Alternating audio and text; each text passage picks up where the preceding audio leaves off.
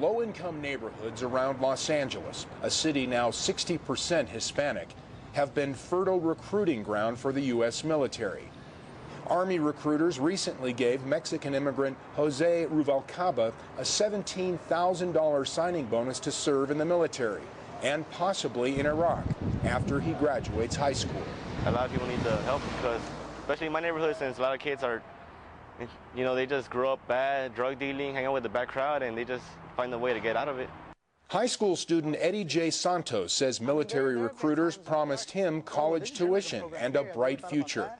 Do you want to be a doctor? We have doctor programs here too. All you got to do is sign up now and we'll give you everything you need. We'll take care of you and its benefits. And I'm like, oh, no, thank you. You know, they're like, oh, no, well, please just hear us out, you know, and I'm like, ah. You feel the pressure? Oh, yeah.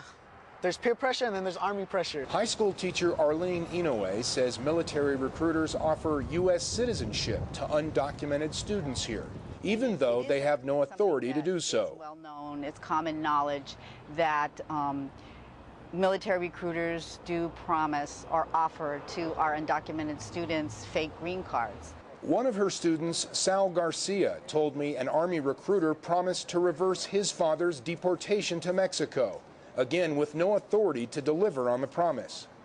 They offered they would bring my father back from Mexico if I served a 4-year tour in the United States military. I would caution anyone that if somebody tells you something that isn't in writing, then you ought to ask the question. And there is the widely publicized recruitment story of Jesus Suarez del Solar. Jesus was born and raised in Tijuana, Mexico. When his family immigrated to California in 1999, a military recruiter quickly convinced the 17-year-old minor to enlist in the U.S. Marine Corps. Jesus' father begrudgingly co-signed the agreement. And the military recruiter played with my son's dream.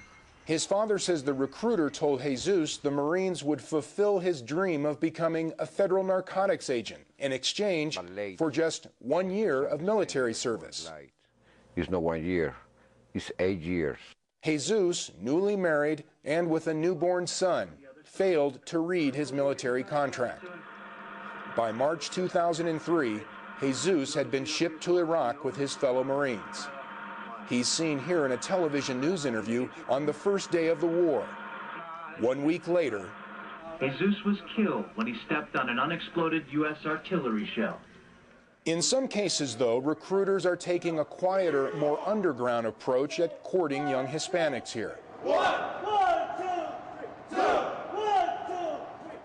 For example, these potential recruits are instructed to arrive in an underground parking garage at the back door of a recruiting office located inside this shopping mall north of Los Angeles. When the recruiters discover we're taking pictures of this, they order us to stop. These future Marines are then quickly ordered to beat a hasty retreat from the television camera. And so goes another day on the military recruitment front in America. Mike Kirsch, Al Jazeera, Los Angeles.